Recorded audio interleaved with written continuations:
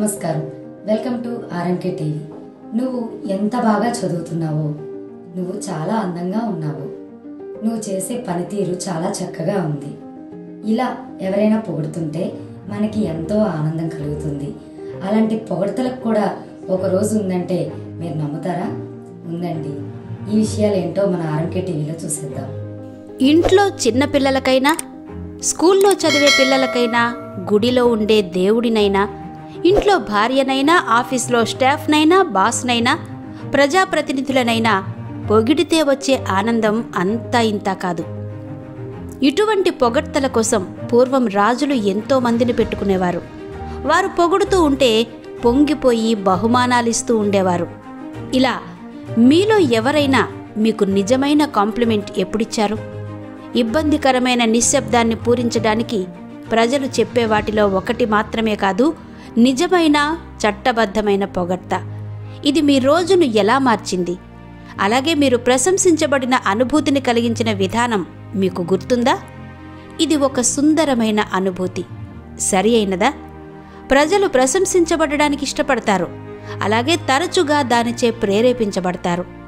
మెచ్చుకోని వారికంటే తమ పనిపై ప్రశంసలు అందుకున్న వ్యక్తులు తమ పనితీరును మెరుగుపరుచుకునే అవకాశం ఉందని అధ్యయనాలు చెబుతున్నాయి.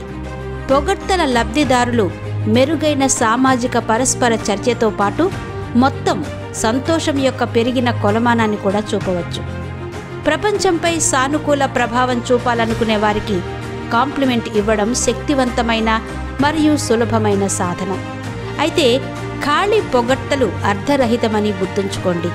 కాబట్టి పొగడ్తలు నిజమైనవిగా ఉండడం ఉత్తమం.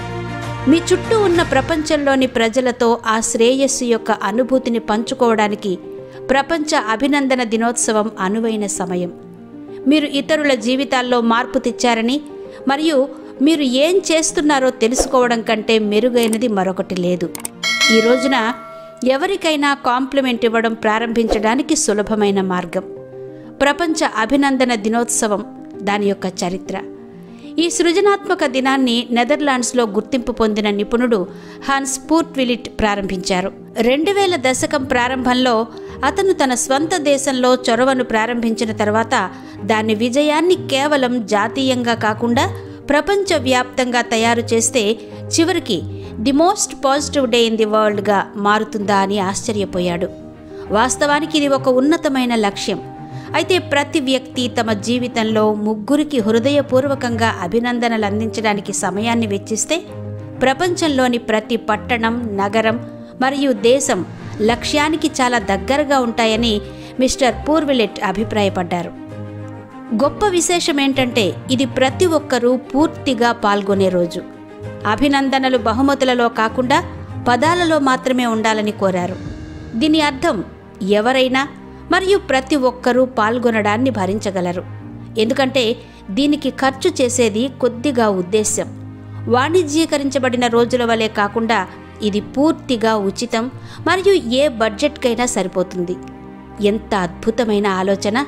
ముఖ్యంగా ఈ కాలంలో వచ్చే అన్ని ఖరీదైన సెలవులు 2 అడుగులతో దూకడానికి ఒకరోజు ఆనందంగా ఉంది. అందుకే మార్చి 1న వరల్డ్ కాంప్లిమెంట్ డేగా నిర్వహించుకుంటున్నారు. Happy complement day!